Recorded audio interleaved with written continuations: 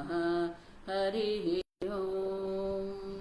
ॐ भद्रं कर्णेभिः शृणुयाम देवाः, भद्रं पश्येमाक्षभिर्यजत्राः, स्थिरैरङ्गैः स्तुष्टुवागुंसस्तनूभिः, विषेम देवहितं यदायुः। स्वस्ति न इन्द्रो वृद्धश्रवाः, स्वस्ति नः पूषा विश्ववेदाः, स्वस्ति नस्तार्क्ष्यो अरिष्टनेमिः, स्वस्ति नो बृहस्पतिर्दधातु। ॐ शान्ति शान्ति शान्तिः। ॐ सहना भवतु, सहनौ भुनक्तु, सह वीर्यङ्करवावहै, तेजस्विनावधीतमस्तु मा विद्विषावहै। ॐ शान्ति शान्ति शान्तिः। सदाशिवसमारम्भां शङ्कराचार्यमध्यमाम् अस्मदाचार्यपर्यन्तां वन्दे गुरुपरम्पराम्। श्रुतिस्मृतिपुराणानाम् आलयं करुणालयं, नमामि भगवत्पादं शङ्करं लोकशङ्करं। शङ्करं शङ्कराचार्यं केशवं बादरायणं, सूत्रभाष्यकृतौ वन्दे भगवन्तौ पुनः पुनः। ईश्वरो गुरुरात्मेति मूर्तिभेदविभागिने, व्योमवद्व्याप्तदेहाय दक्षिणामूर्तये नमः। निधये सर्वविद्यानां विषजे भवरोगिणां, गुरवे सर्वलोकानां दक्षिणामूर्तये नमः। ॐ नमः प्रणवार्थाय शुद्धज्ञानैकमूर्तये, निर्मलाय प्रशान्ताय दक्षिणामूर्तये नमः। ॐ प्रज्ञानांशु प्रदानै स्थिरचरनिकरव्यापिभिर्व्याप्य लोकान्, भुक्त्वा भोगान् स्थविष्टान् पुनरपि दिशनोद्भासितान् कामजन्यान्, पीत्वा सर्वान् विशेषान् स्वपिति मधुरभुङ् मायया भोजयन्नः। मायासङ्ख्यातुरीयं परममृतमजं ब्रह्म यत्तन्नतोऽस्मि। यो विश्वात्मा विदिजविषयान् प्राश्यभोगान् स्थविष्टान्, पश्चाच्चान्यान् स्वमतिविभवान् ज्योतिषा स्वेन सूक्ष्मान्, सर्वानेतान् पुनरपि शनैः स्वात्मनि स्थापयित्वा, हित्वा सर्वान् विशेषान् विगतगुणगणः पात्वसौ न स्तुरीयः।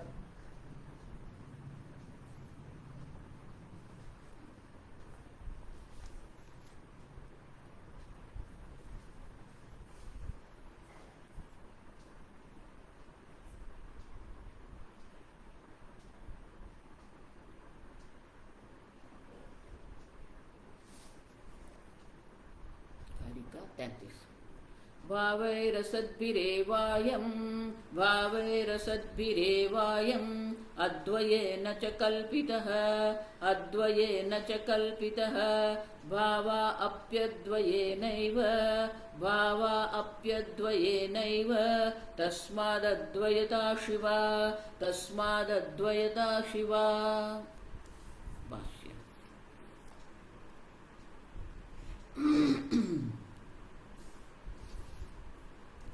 113 नंबर के पाना नीचे। ते च प्राणादिभावाः, प्राणादिभावाः अपि अद्वयेन एव, अपि अद्वयेन एव सता सता सता आत्मना विकल्पिताः, आत्मना विकल्पिताः। नहि निरास्पदा, नहि निरास्पदा, नहि निरास्पदा काचित् कल्पना उपलभ्यते काचित् कल्पना उपलभ्यते अतः अतः सर्वकल्पना आस्पदत्वात् स्वेन आत्मना अद्वयस्य अव्यभिचारात् कल्पना अवस्थायाम् अपि अद्वयता शिवा कल्पना एव तु अशिवाः।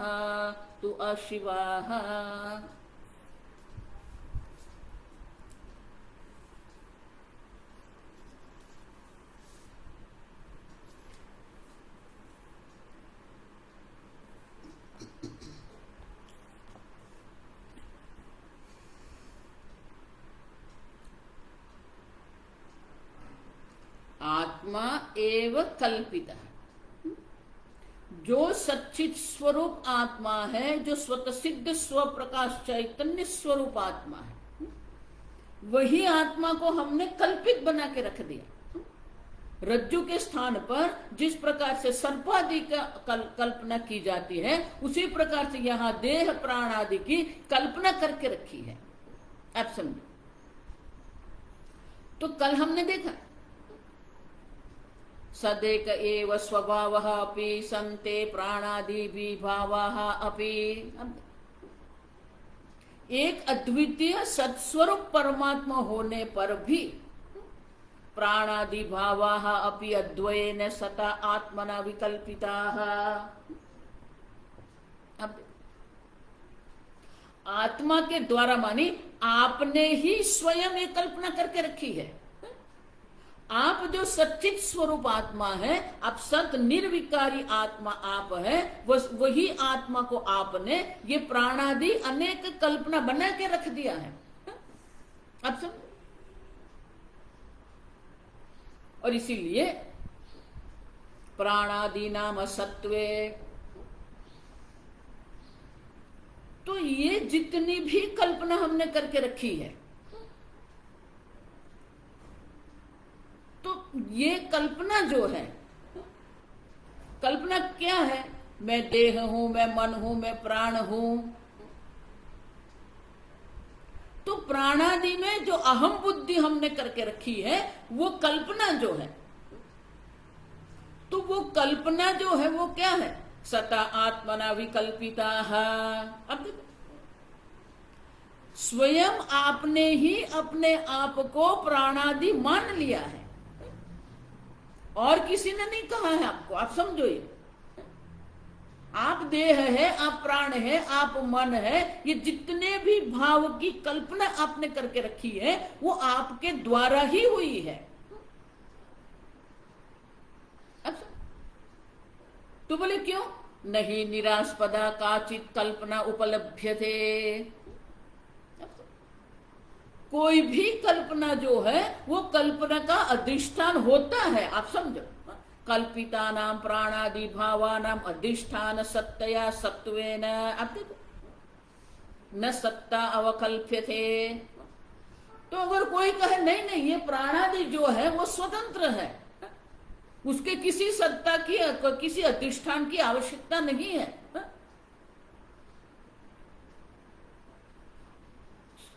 अधिष्ठान सत्तया सत्वेन न सत्ता, अधिष्ठान की सत्ता से ही प्राणादि की सत्ता है, ऐसा नहीं है। अगर आप ऐसा कहेंगे तो इसीलिए शंकराचार्य जी यहां कहते हैं, उत्तर देते हैं, नहीं निरास्पदा काचित कल्पना उपलभ्यते तेषाम अधिष्ठान अपेक्षणीयम। किसी भी कल्पना के लिए कुछ अधिष्ठान, कोई आश्रय तो होना ही चाहिए। निराश्रित कोई कल्पना नहीं होती है। निरास्पद माने आश्रय रहित, अधिष्ठान रहित कोई कल्पना नहीं होती है। देखो, इसलिए मैं कहती हूं कि पूर्ण अज्ञान है तो वहां सर्पादि की कल्पना संभव नहीं है। पूर्ण ज्ञान है, ये रज्जु है, ऐसे स्पष्ट ज्ञान है, विशेष ज्ञान स्पष्ट रूप से है, तो भी सर्पादि की कल्पना की संभावना नहीं है। अब समझो, कोई अचानक ऐसे आकाश में सर्प नहीं देखेगा, सर्पादि की जो कल्पना हम करते हैं उसका अधिष्ठान रज्जु है, लेकिन रज्जु का इदम अंश जो है हम जानते हैं, विशेष अंश का अभाव है। उसी प्रकार से यहां सच्चिद मैं हूं सब जानते हैं, लेकिन मैं कौन हूं तो ये गड़बड़ हमने करके रखी है। मैं देह हूं, मैं माता हूं, पिता हूं, मैं इंजीनियर हूं, मैं डॉक्टर हूं, मैं वकील हूं। अब तो ये सब कल्पना के लिए अधिष्ठान कौन है? मैं हूं, वो अधिष्ठान है। किसी भी सत्ता के बिना, किसी भी अधिष्ठान के बिना कोई किसी प्रकार की कल्पना संभव नहीं है। सर्व विकल्पना साधिष्ठान एव दृश्यते। जो भी विकल्पना हम देख रहे हैं, सर्व विकल्पना साधिष्ठान होती है। तो कोई कहेगा नहीं नहीं, अधिष्ठान की क्या आवश्यकता है? अब समझो, तो न च असतः अधिष्ठानत्वम् आरोपितम् अनुवेद अभावात्। तो ये अधिष्ठान जो है, अब समझो, ये घड़ा है, ये मिट्टी है। तो घड़े और मिट्टी जब हम दो कहते हैं, तो दो जब हम कहते हैं तो क्या होता है? दो हमारे पास शब्द है, लेकिन वस्तु अगर हम देखने जाते हैं तो वस्तु तो एक ही है। मृत्तिके तेव सत्यम, एक वृत्ति का ही सत्य है।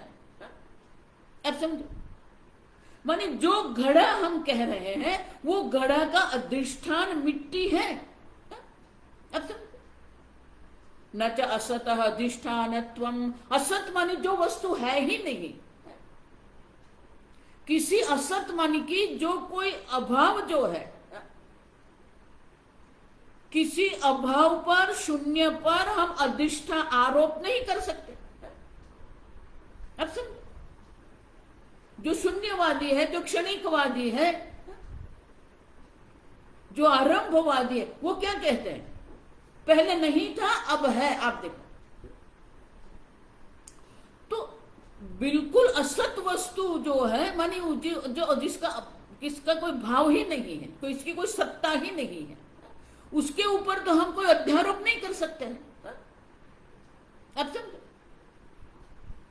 अनुवेदा तो सतः अधिष्ठानत्वम् इष्टव्यम। अब देखो, अनुवेदा माने कोई संबंध है ना। घड़ा और मिट्टी जब हम कहते हैं, सर्प और रज्जु जब हम कहते हैं, तो रज्जु जो है, मैंने आगे कहा आपको, रूप सादृश्य है। वर्तुलाकार अगर ये रज्जु रखा है तो वहां हम सर्प बुद्धि कर सकते हैं। अब समझो, सीधी रूप से ये पड़ा हुआ है तो हम वह शुष्क माना या दंड का अध्यारोप कर सकते हैं। तो वो रूप सादृश्य है। आप समझो, बिल्कुल असत नहीं है, कोई ना कोई संबंध है। आप देखो, और इसलिए कहते हैं न अनुवेदा तो सतः अधिष्ठानत्वम्। अब देखो, तो बोले आप यूं क्या कह रहे हो कि ये सब अधिष्ठान जो है? अब समझो, तथा च प्राणादि भावेन वस्तुतः सत्वेपि सति कल्पितानां सत्वेन व्यवहार सिद्धि इत्यर्थः। तो बोले आप कह रहे हो कि ये प्राणादि सब कल्पना है। अगर प्राणादि सर्व कल्पना है तो ये असत है ही नहीं। आप कह रहे हो कल्पना है ही नहीं। आप कह रहे हो जिस प्रकार स्वप्न जगत नहीं है, उसी प्रकार जागृत जगत भी नहीं है।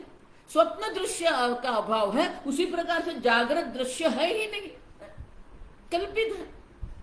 अगर वो कल्पित है, वस्तुतः सत्व सति कल्पितानां सत्वेन व्यवहार सिद्धि ही। आप देखो, तो बोले ये व्यवहार सिद्धि कैसे होगी? कल हमने देखा ना कि हाथी मिथ्या है, तो मिथ्या जंगली हाथी को देख के दौड़ना भी क्या है, व्यवहार भी क्या है, मिथ्या ही है। अब देखो, ये लोग ये सोचते हैं कि जगत अगर मिथ्या है तो व्यवहार कैसे होगा, तो व्यवहार भी क्या है, मिथ्या ही है। आप समझो, इसीलिए कहते हैं न निरोध न उत्पत्ति ही, न गुरु न शिष्य न बद्ध न मुक्त। आप देखो, जो जो हम व्यवहार कर रहे हैं वो व्यवहार सत्य नहीं है। हम ये नहीं कह रहे कि मिथ्या जगत से हम सत्य व्यवहार कर रहे हैं। तो व्यवहार सिद्धि भी जो है, तो व्यवहार सिद्धि सत्य है क्या? नहीं। जो हम व्यवहार कर रहे हैं, हम जो कर्म कर रहे हैं, वो सब भी मिथ्या ही है। कर्मणि अकर्म यः पश्येत्, कर्म में भी अकर्म ही है। अब समझो, कर्मण्य भी प्रवृत्तो भी नैव किंचित करोति सा। ये कर्म होते हुए भी, कर्तृत्व होते हुए भी कोई कर्तृत्व नहीं है। न कर्तृत्व न कर्माणि। अब सब कर्तृत्व है, कर्म है, कर्म फल है, जन्म है, मृत्यु है, न जातः न मृतः। हम देख के गए, कुछ भी नहीं है। व्यवहार जिसको आप कह रहे हैं, प्राणादि जो कल्पित है, वो प्राणादि के द्वारा जो व्यवहार हो रहा है, वो व्यवहार की सिद्धि भी क्या है, कल्पित ही है। हम ये नहीं कह रहे कि व्यवहार सत्य है। आप क्योंकि किसी भी कल्पना जो है, उनका अधिष्ठान है, वो सत्य है। देखो, इसीलिए मैं पुनः पुनः कह रही, निर्विकारी जो है वो सविकारी का अधिष्ठान है। सविकारी जगत का अधिष्ठान निर्विकारी होता है, सविशेष जगत का अधिष्ठान निर्विशेष होता है। अब सब, और इसलिए शंकराचार्य जी कहते हैं नहीं निरास्पदा काचित कल्पना उपलभ्यते। किसी भी कल्पना है निराश्रित नहीं होती, उनका आश्रय, उनका अधिष्ठान होता है। अब सब, और इसीलिए शंकराचार्य जी जो है चतुर्थ पादार्थम आह। अब चतुर्थ पाद जो है अद्वयन एव कल्पित। अब समझो, अद्वय आत्मा के द्वारा ही ये सब कल्पित है। अद्वयन एव कल्पित है। जो भी कल्पना हमने करके रखी है, वो सब जो कल्पना जो है वो अद्वय आत्मा से ही है। आपने ही ये कल्पना करके रखी है मैं देहादि हूं, आपने ही ये कल्पना करके रखी है ये जगत है। अच्छा, और इसीलिए ये अब शंकराचार्य जी जो कहा गया है उनका उपसंहार करते हैं। अतः माने कि आप ये जो कहते हैं कि ये सब कल्पित है, कल्पित है माने क्या है, तो सिद्ध क्या होगा? अब समझो,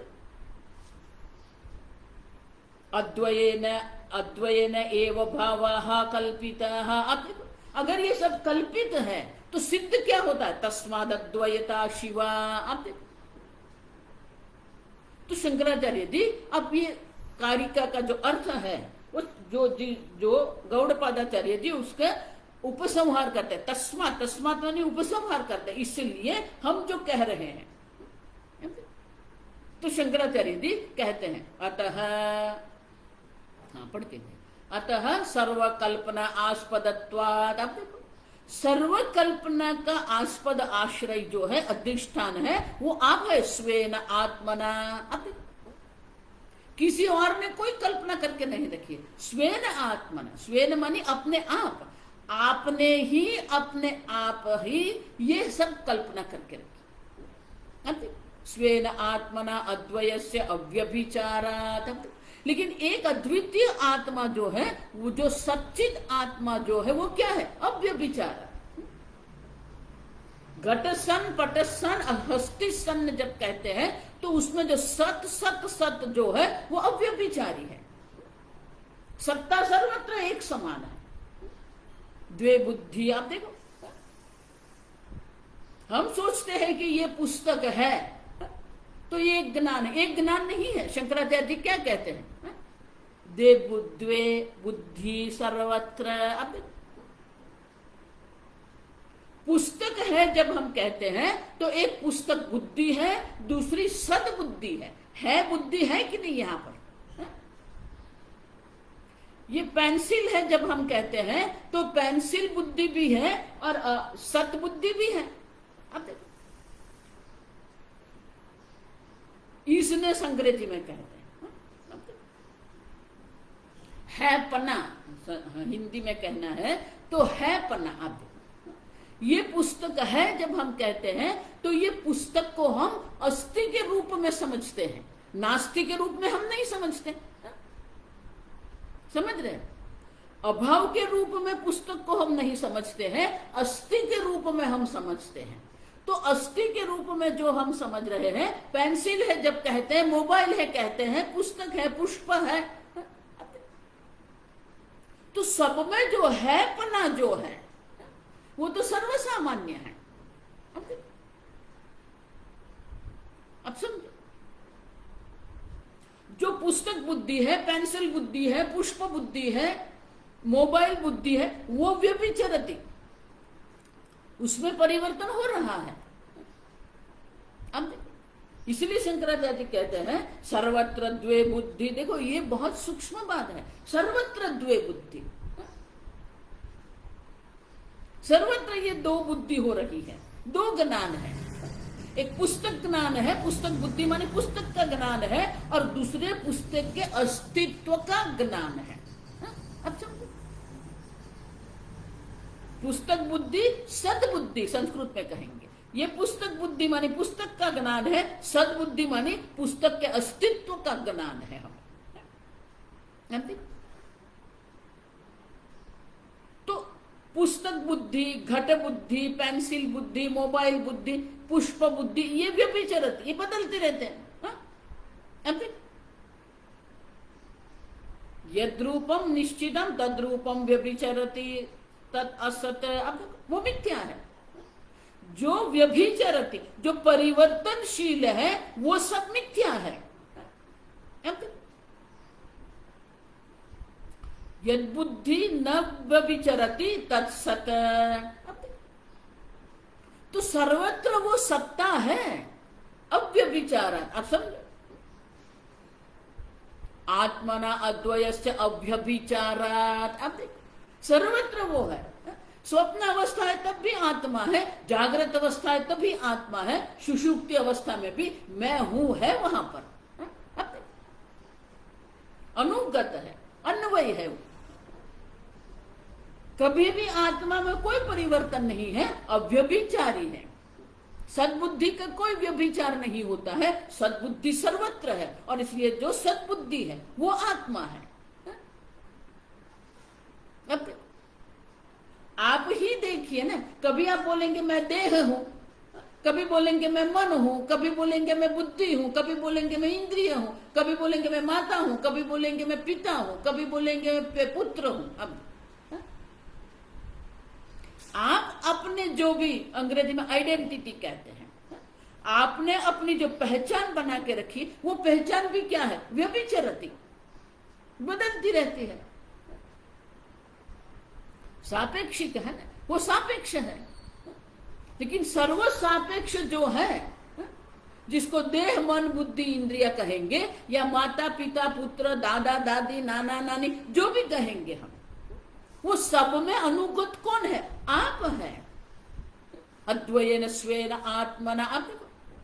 आप स्वयं जो है सर्व में एक अद्वितीय आत्मा स्वरूप है, जिसका कोई व्यभिचार है ही नहीं।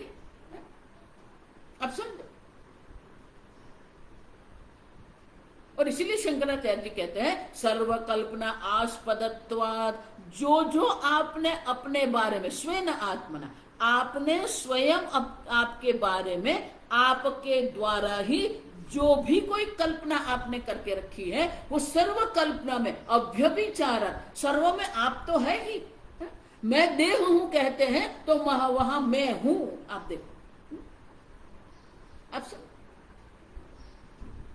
मैं पिता हूं, मैं माता हूं, मैं डॉक्टर हूं, मैं इंजीनियर हूं, तो मैं हूं तो सर्वत्र अव्यभिचारात्। अव्यभिचारात् कल्पना अवस्थायाम अपि अद्वैता शिवा। अब देखो, कल्पना अवस्था में भी जो है वो तो क्या है? शिव है, मंगल है, अद्वय है। शांतम शिवम अद्वैतम चतुर्थम मन्यन्ते। अब देखो,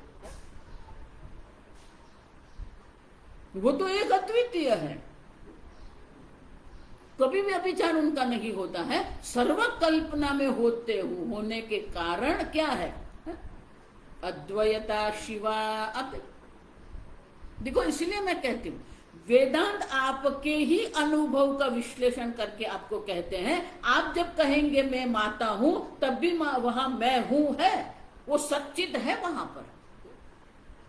आप जब कहते हैं मैं इंजीनियर हूं, तब भी वहां सच्चित है। लेकिन वो जो सच्चित जो है, जो परिवर्तनशील नहीं है, जो व्यभिचार माने कि जहां परिवर्तन नहीं होता है, अपरिवर्तनशील है, निर्विकारी है,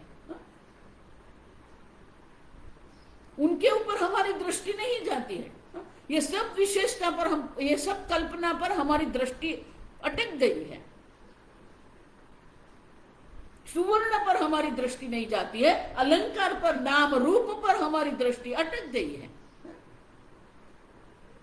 इसीलिए मैं वो दृष्टांत देती हूं। माता पिता सुवर्ण देखते हैं और पुत्री अलंकार देखती है, उनकी दृष्टि अलंकार पर अटक गई है। आप समझे? और जो लोग ये अलंकार पर अटक गए हैं ना, नाम रूप पर अटक गए हैं, तो जो नाम रूप पर अटक गए हैं उनको तो ये व्यभिचार जो है, परिवर्तनशील जगत का अनुभव करना ही पड़ेगा। आप समझे? अब जितना भी अनुभव कर रहे हैं, सब अनुभव में आप तो सर्वसामान्य, अव्यभिचार, वो एक अद्वितीय आत्मा सर्वसामान्य है। आप समझे? और इसीलिए तस्मात् अद्वैता शिवा। और इसीलिए ये गौड़पादाचार्य जी उपसंहार करते हैं कि इसके कारण ही जो शिवा है, जो मंगल है, जो शुभ है, वो तो अद्वैता है। अद्वैतता ही, आप देखो, अद्वैता शिवा। आप देखो, लेकिन हम द्वैत में बैठे हैं, कल्पना में बैठे हैं, तो द्वैत को ही सत्य मान के चल रहे हैं। वो कल्पना को ही हमने सत्य बना के रखा है। अब सब जगत आपके दुख का कारण नहीं है। ये कल्पना में जो सत्य बुद्धि आपने करके रखी है, देहादि में जो अहम बुद्धि करके रखी है, देखो पंचदशी में बहुत सुंदर था ये विश्लेषण। जगत में सत्य बुद्धि है और यहां पर जो है, अब देखो, तो अपने पर देहादि का जो अध्यारोप आपने करके रखा है,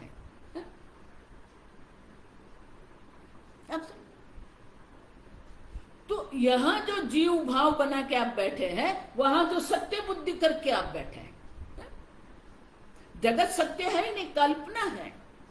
इसीलिए तो भगवान 13वें अध्याय में क्या कहते हैं? इदम शरीरम कौन्तेय क्षेत्रमिति अभिधीयते। अब जिस देह को आप अहम मानते हो, वो तो क्षेत्र है, विषय है, दृश्य है, जड़ है। आप समझो,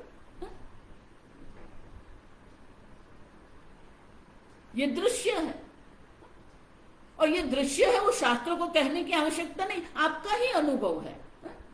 ये देह का अनुभव आप कर रहे हो, ये देह आपका दृश्य है, आप दृष्टा है। अब देखो, इंद्रिय भी दृश्य है, आप दृष्टा है, ये आपका ही अनुभव है। मन दृश्य है, मन में किस प्रकार के विचार आते हैं, मन में किस प्रकार के भाव होते हैं, उनके दृष्टा आप है। मन दृश्य है, आप समझे? रूपम दृश्यम लोचनम दृक्। अब देखो, दृक् दृश्य विवेक। लोचन भी क्या है? लोचनम दृश्य, मन दृक्। मन दृक् है, मन भी दृश्य है, आप दृष्टा है। आप जो साक्षी चैतन्य आप जो है, दृगेव न तु दृश्यते, आप वो दृक् स्वरूप है जो कभी किसी प्रमाण का विषय नहीं बनता है, न दृश्यते। अब समझ, एष सर्वेषु भूतेषु गूढ़ात्मा न प्रकाशते दृश्यते च तु अग्रया बुद्ध्या। आप एक अद्वितीय ब्रह्म स्वरूप है, सर्वत्र आप है। आप समझे? तस्मात् अद्वैता शिवा। और इसलिए जो मंगल जो है, जो शुभ है, वो तो क्या है? अद्वैता है। द्वैत में कोई मंगल नहीं है, क्योंकि द्वैत कल्पित है। अब समझो, एक अद्वितीय आत्मा पर ही अद्वयेन कल्पित। अब देखो, आप एक अद्वितीय है, आप अनेक बन के बैठ गए हैं। अब समझो, तो अनेकता जो है, नानात्व जो है, अनेकता मानी नानात्व, आगे देखिए, नानात्व जो है वो सत्य नहीं है, एक अद्वितीय है, वो सत्य है। घट में नानात्व होता है, अलंकार में नानात्व होता है, मिट्टी या सुवर्ण में अनेकता नहीं है, एक अद्वितीय है। उसी प्रकार से ये जगत में हम अनेकता का अनुभव कर रहे हैं, ये उपाधि की दृष्टि से अनेकता का अनुभव कर रहे हैं, संबंध की दृष्टि से अनेकता का अनुभव हम कर रहे हैं, देश के संबंध से, काल के संबंध से, परिवार के संबंध से, व्यापार के संबंध से हम अनेकता का अनुभव करते हैं। लेकिन जितने भी अनुभव हम अनेकता का कर रहे हैं, वो सर्व का अधिष्ठान जो है वो एक अद्वितीय आप स्वयं है, क्योंकि सब में आप अव्यभिचार।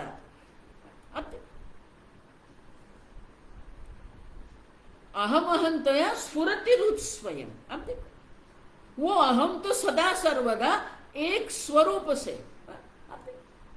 एक समान रूप से आपके हृदय में स्फुरति, पर स्फुरतिरुत स्वयं परम पूर्ण सत्य। ये परम पूर्ण सत्य सदा सर्वदा स्फुरित हो ही रहा है, लेकिन हमारी दृष्टि नाम और रूप पर चली गई है, इसलिए अनेकता में हमारी बुद्धि भटकती रहती है। तो वो अनेकता का दर्शन करना, अनेकता को सत्य मानना, वही अशिव है। और इसलिए शंकराचार्य जी कहते हैं कल्पना एवतु अशिवाः। अब देखो, कल्पना, जितनी कल्पनाएं आपने करके रखी है वो सब अशिव है, अमंगल है। जो मंगल है वो आप स्वयं है। आप समझे? आपसे अन्य जो भी कुछ है सब अमंगल है। अब किसी, अब देखो, ये क्या कहते हैं, राहु काल, राहु काल में ये नहीं करना है, राहु काल में वो नहीं करना है। देखो, तो व्यवहार में ये सब है, अब समझो। लेकिन वो सब भी क्या है? व्यवहार की दृष्टि से हम सब देख रहे हैं, लेकिन तत्वों की दृष्टि से देखते हैं तो वो सब कल्पना मात्र है। क्योंकि आत्मा तो कालातीत है। कालातीत आत्मा में किस काल की आप कल्पना करते हैं? आप समझो, एक अद्वितीय, अद्वैता शिवा। अब देखो, जो अद्वितीयता है वही मंगल है, लेकिन हमारी बुद्धि अनेकता में भटकती रहती है, अनेकता को ही सत्य मान के चल रही है। और इसीलिए गौड़पादाचार्य जी तस्मात् अद्वैता शिवा। अब देखो, और इसीलिए जो शिव है, जो मंगल है, वो तो अद्वैता है। अब द्वैत में बैठ के आप कह रहे हो ये सब, लेकिन जो मंगल है वो एक अद्वितीय आप है। आप ही मंगल स्वरूप है, आप ही शिव स्वरूप है। आपसे अन्य जो कुछ भी है सब अमंगल है।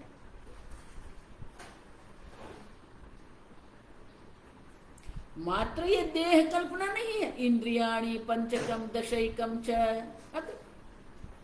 पंचचेन्द्रिय गोचराः पंच महाभूतान्यहंकारः। पंच महाभूत से बना हुआ ये जगत जो है, इंद्रिय जो है, एक मन जो है, अहंकार बुद्धि। आप देखो, ये सब क्या है? सुखम दुखम अहंकार बुद्धि, ये सब क्या है? क्षेत्र है, कल्पना है।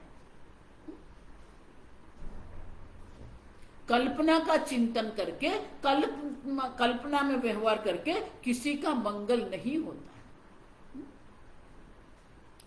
तो शंकराचार्य जी दृष्टांत के द्वारा हमें समझाते हैं।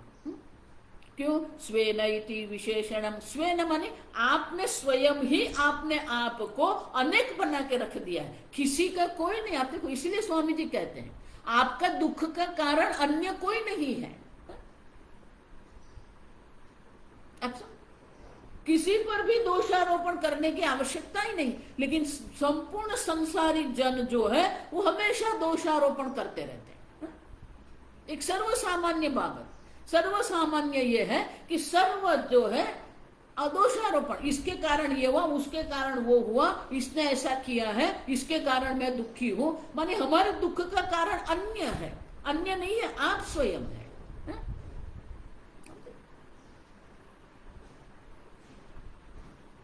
स्वेन आत्मना, आप समझो।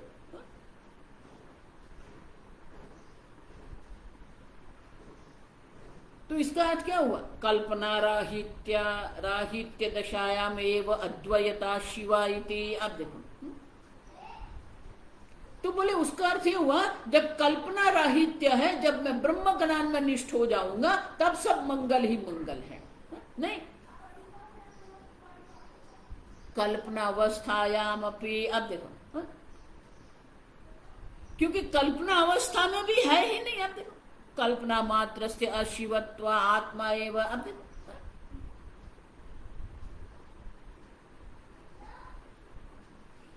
कल्पना जिसको आप कह रहे हैं वो कल्पना कल्पना ही है। अब देखो, तो कल्पना अवस्था में भी अद्वैता है। अब देखो, अनेक घड़े बनने से क्या मिट्टी अनेक बन गई? नहीं। देखो, इसीलिए वेदांत में गणित की गिनती होती है वो अलग प्रकार से गिनती होती है। एक मिट्टी में आप कितने भी घड़े, कितने भी पात्र आप जोड़ दें, एक सुवर्ण में आप कितने भी अलंकार जोड़ दें,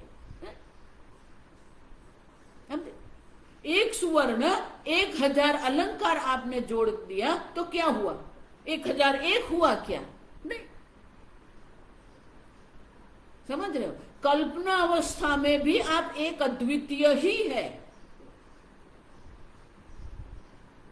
आप समझ, कल्पना राहित्य अवस्था में एक अद्वितीय ऐसा नहीं है। अब कल्पना अवस्था में भी आप एक अद्वितीय आत्मा मात्र है। अब समझ, जब सर्पादि की कल्पना करते हैं उसे प्रतीति काल कहते हैं। प्रतीति काल में भी वो रज्जु ही है।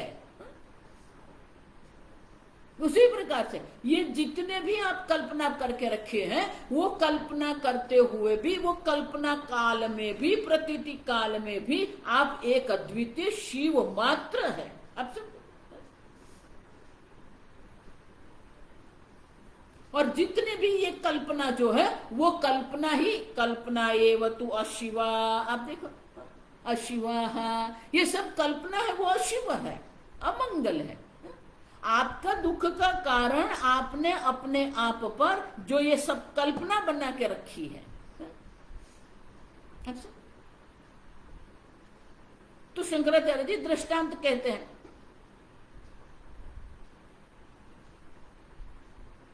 कल्पना राहित्य दशा में ही आप शिव है ऐसा नहीं है, कल्पना अवस्था में भी आप शिव है, लेकिन कल्पना अवस्था में कल्पना को आपने सत्य बुद्धि कर दी है। वो आपको देखो, इसलिए मैं कहती हूँ, स्वामी जी जो कहते हैं कि द्वैत समस्या नहीं है, द्वैत में जो सत्य बुद्धि आपने बना के रखी है, या जगत में जो आपने सत्य बुद्धि बना के रखी है, वो आपके दुख का कारण है। कल्पना कभी भी दुख का कारण नहीं होती। कल्पना में अहम बुद्धि करके रखना, कल्पना में सत्य बुद्धि करके रखना। ये जगत में सत्य बुद्धि करके रखी है, ये उपाधि में अहम बुद्धि करके आपने रखी है, वो आपका दुख का कारण है। अब समझो, लेकिन एक बार समझ लिया ये कल्पना है, फिर कोई दुख का कारण नहीं। लेकिन कल्पना में सत्य बुद्धि करके जो रखी है वो आपके दुख का कारण है। एक बालक, उनका घर ऐसे स्थान पर था कि प्रत्येक दिन उसे सूर्य उदित हुआ दिखता था। आजकल तो इतने बड़े बड़े मकान बन गए ना, अपार्टमेंट बन गए, किसी को सूर्योदय का दर्शन ही नहीं होता है। क्षितिज से जो उदित होता है ना वो सूर्योदय होता है। तो वो सूर्य का उदय देखता था, उसने कभी सूर्यास्त नहीं देखा था। अब एक दिन उनकी माता के साथ वो सागर किनारे गए। वो सागर जो पश्चिम दिशा में, तो वो सायंकाल था, वो बैठे थे वहां, खेल रहा था, वो रेत में खेल रहा, उसको आनंद हो गया। बहुत सारा, इतना सारा जल, बच्चे लोग देखते हैं ना, वो छोटे होते हैं और इतने विशाल देखते हैं ना जलाशय, तो उनको बहुत आश्चर्य होता है, बहुत वो एक्साइटेड हो जाते हैं। वो देख के बहुत आश्चर्यचकित होके, वो आनंदित होके वो खेल रहा था। अब सायंकाल था, तो धीरे धीरे सूर्य का अस्त होने लगा। अब बच्चे ने क्या, वो बालक ने क्या देखा, वो बालक ने देखा कि सूर्य धीरे धीरे पानी में अंदर जा रहा है। अब तो वो दौड़ के आया, बोले मां देखो देखो देखो, वो सूर्य नारायण वो पानी में डूब रहे हैं। उनके लिए क्या हो रहा था, सूर्य पानी में डूब रहा है, पहली बार देख रहा था। तो उसके लिए वो क्या है, सत्य है, सही में सूर्य, क्योंकि वो देख रहा है, सही में सूर्य पानी में अंदर जा रहा है और चला भी गया, अंधेरा भी हो गया, तो वो डर गया। अब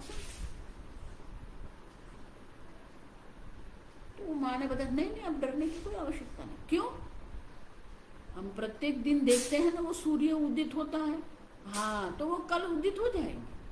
अच्छा आएंगे, हाँ आएंगे। तो बालक के मन में जो भय था, जो दुख था, वो क्या था, सूर्य अस्त हो गया, पानी में डूब गया। तो वो उनके लिए दुख का कारण क्यों बन गया, सत्य बुद्धि। सूर्योदय कभी होता भी नहीं है, सूर्यास्त कभी होता भी नहीं है, लेकिन सूर्योदय सूर्यास्त का हम अनुभव करते हैं। वो सूर्योदय सूर्यास्त को हम आनंद से देखते हैं। सूर्योदय के समय जो सुंदर आकाश में जो रंग होते हैं, सूर्यास्त के समय भी आकाश में सुंदर रंग दिखते हैं।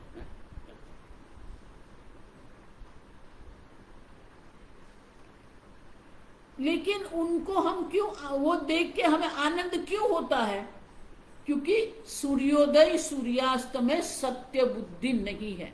ये ठीक से समझो।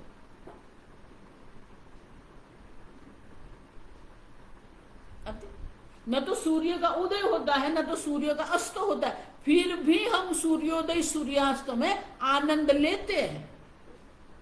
अब जाइए ना, बहुत सारे स्थान पर ये जाते हैं ना, हिल स्टेशन पर जाते हैं, सनसेट पॉइंट, आप रामेश्वर जाएंगे, कन्याकुमारी जाएंगे, सनसेट पॉइंट, अब देखो,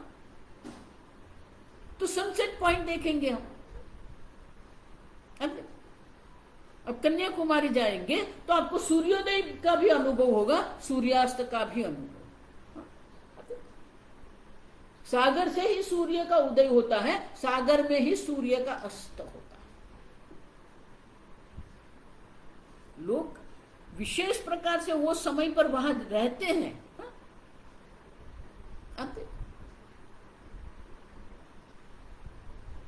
तो वो क्यों हम आनंद लेते हैं, क्योंकि वहां सत्य बुद्धि नहीं। आप समझ रहे हो मैं क्या कह, उसका अर्थ क्या हुआ? मात्र कल्पना राहित्य अवस्था में अद्वैता है, शिवा है, नहीं है। कल्पना अवस्था में भी अगर सत्य बुद्धि की निवृत्ति हो गई तो वो भी आपके आनंद का विषय बनता है। कल्पना राहित्य ही नहीं, कल्पना अवस्था में भी वही है।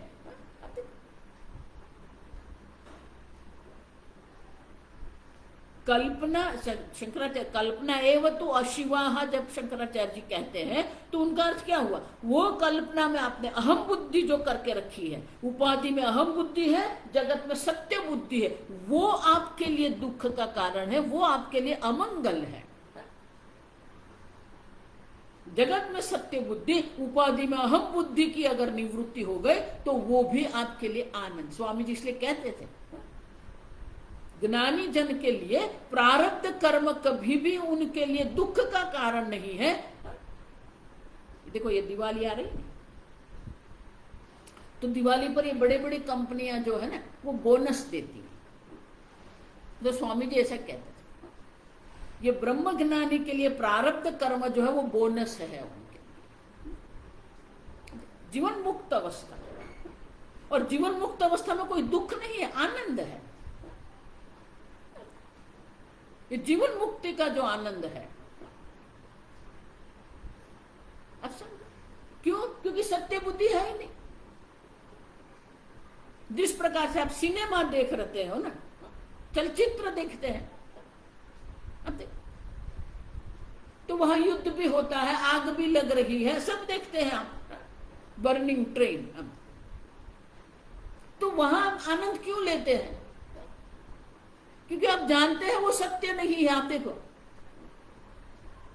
समझ रहे हो? लेकिन कल्पना मानी कि जगत में सत्य बुद्धि, उपाधि में अहम बुद्धि की कल्पना आपने करके रखी है तो वो आपके लिए अमंगल है। और इसीलिए शंकराचार्य जी स्वयं दृष्टांत देते, रज्जु सर्पादिवत, रज्जु सर्पादिवत त्रासादिकारिण्यः, त्रासादिकारिण्यः हीताः, हीताः अद्वयता, अद्वयता अभय, अभय, अभया, अभया अतः, अतः सा एव शिवा, सा एव शिवा।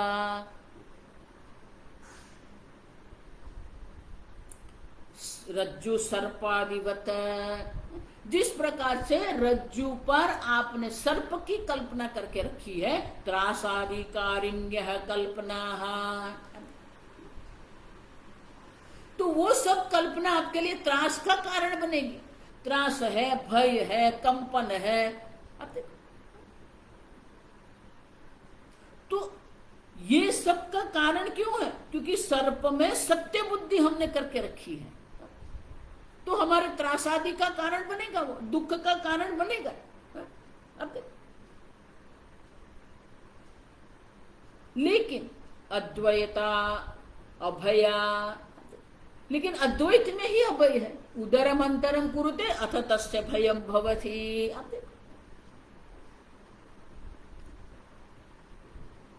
अब सब जहां एक अद्वितीय आत्मा तत्व का दर्शन है वहां ही अभयता है। और वही अभयता, सा एव शिवा, वो जो अद्वैता है, वो जो अभयता है वही शिवा है, वही मंगल है। तो दुख का कारण क्या है? ये द्वैत में जो सत्य बुद्धि हमने करके रखी है, एक बार समझ में आ जाए कि ये द्वैत जो है वो कल्पना है। जिस प्रकार से सूर्योदय सूर्यास्त को हम कल्पना समझ लेंगे तो फिर कोई दुख नहीं है, लेकिन अगर उसको सत्य बन लेके चलेंगे तो दुख ही दुख है। अब तो वो कल्पना को हम सत्य मानते हैं, वो दुख है हमारे। कल्पना को कल्पना हम नहीं जानते हैं। अब देखो, और इसीलिए वो कल्पना हमारे लिए दुख का कारण बन जाती है। लेकिन वो कल्पना है ही नहीं, सब एक अद्वितीय मात्र। सर्वत्र ब्रह्म बुद्धि है। ब्रह्मार्पणम ब्रह्म हविः ब्रह्माग्नो ब्रह्मणाहुतम ब्रह्मैव तेन गंतव्यम। सर्वत्र ब्रह्म बुद्धि है। एक अद्वितीय ब्रह्म की अगर बुद्धि है तो वो कल्पना नहीं रहेगा, आनंद ही आनंद। देखो यही उपनिषद है। सर्वम ही एतद एतद इदगुम ब्रह्म एव। यहां जो कुछ है वो ब्रह्म मात्र है। वो ब्रह्म बुद्धि अगर आपकी हो गई तो दुख सुख ही सुख है। लेकिन कल्पना को ही सत्य मान के आप देखो, इसीलिए मैं कहती हूं जो द्वैत को सत्य मान रहे उनको कल्पना बुद्धि नहीं है। हम उसको कल्पना कह रहे हैं, आप समझो ठीक से, हम उसे कल्पना कहते हैं, उनके लिए तो वो सत्य ही है। जो कल्पित है वो कल्पित में वो सत्य अहम बुद्धि करके बैठे हैं, और शास्त्र आके हमें कहते हैं ये सब कल्पना है। इसका अर्थ क्या हुआ? स्वामी जी कहते थे कल्पना को अगर कल्पना आपने जान लिया तो फिर वो आनंद ही आनंद है। लेकिन वही कल्पना को आपने अहम मान लिया, वही कल्पना को आपने सत्य मान लिया, तो वो दुख का कारण। कल्पना अमंगल है माने क्या है? वो कल्पना जो देहादि जो है, वो कल्पना जो है वो हम उसे कल्पना नहीं सत्य मानते हैं। शास्त्र की दृष्टि से वो कल्पना है, आपकी दृष्टि से वो सब सत्य है।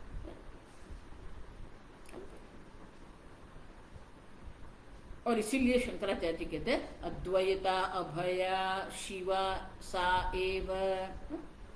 और इसीलिए ये एक अद्वितीय ब्रह्म का सर्वत्र जो दर्शन हम करते हैं वो अभय है, वो शिव है। द्वैत का दर्शन करना, द्वैत को सत्य मानना ही अशिव है। और इसीलिए कहते हैं तस्मात् अद्वैता शिवा। और इसीलिए द्वैत जो है, जो उसको सत्य मानते हैं, वो हमारे हर्ष शोक आदि का कारण बनता है। लेकिन एक अद्वितीय भगवान अनेक शब्दों में गीता में ये कहते हैं, सुहृन्मित्र हरिरुदासीन मध्यस्थ द्वेष्य बंधुषु साधुष्वपि च पापीषु सर्वत्र समदर्शनः। अब देखो, सर्वत्र एक अद्वितीय सम ब्रह्म का दर्शन है। विद्या विनय संपन्ने ब्राह्मणे गविहस्तिने शुनि चैव स्वपाके च पंडिताः समदर्शिनः समलुष्टाश्म कांचन। सर्वत्र एक समान रूप से ये समम ब्रह्म है। सम ब्रह्म जड़ है, चेतन है, ब्राह्मण है, चांडाल है, पशु पक्षी, सर्वत्र एक अद्वितीय ब्रह्म मात्र है। वो सर्वत्र जो एक अद्वितीय ब्रह्म का दर्शन है वो ही मंगल है। कल्पना जो है वो अमंगल है। इस प्रकार से गौड़पादाचार्य जी कहते हैं कि अद्वय में ही शिव है, मंगल है। तो एक प्रश्न रहता है, आप सुनो,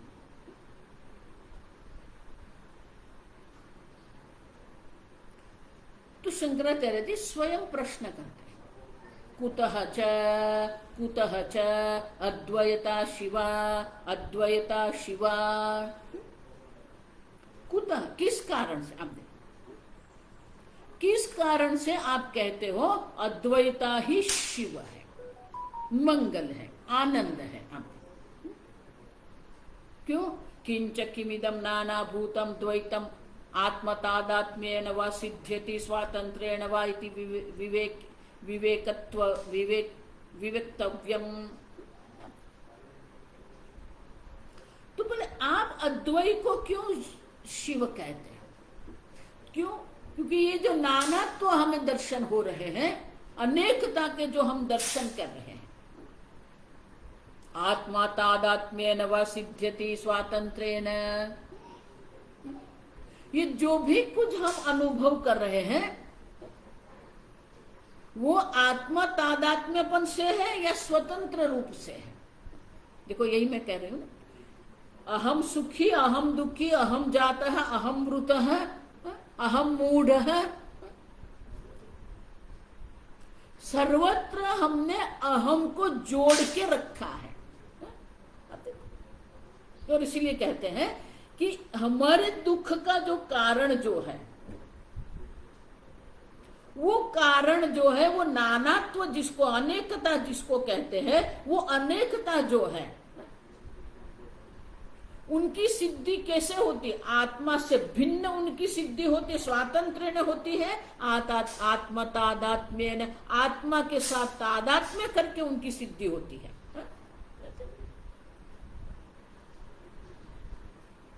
ये नानात्व का जो हम दर्शन करते हैं, न आद्य इतिहास, आप समझो, इदम ही नाना भूतम द्वैतम न आत्मतादात्म्यन सेद्धुम अर्हति। तो ये जो भी हम अनुभव कर रहे हैं, वो अनुभव जो हम कर रहे हैं वो कैसे सिद्ध होता है? आप समझ रहे हो? बहुत सुंदर है ये अनेकता, भेद, द्वैत जो हम देखते हैं, उनकी सिद्धि कैसे होती? अनेकता की, आत्मा से उनकी सिद्धि, आत्मा से तादात्म्यपन के कारण, आत्मा के साथ एक अद्वितीयता के कारण सिद्धि होती है या स्वतंत्र रूप से सिद्धि होती है? अनेकता जिसको हम कहते हैं, वो अनेकता की सिद्धि कैसे होती है?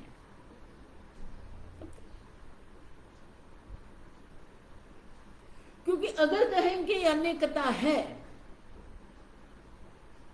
तो स्वतंत्र रूप से अनेकता है या आत्मा के तादात्म्यपन से है, माने कि आत्मा की सत्ता स्फूर्ति के कारण है।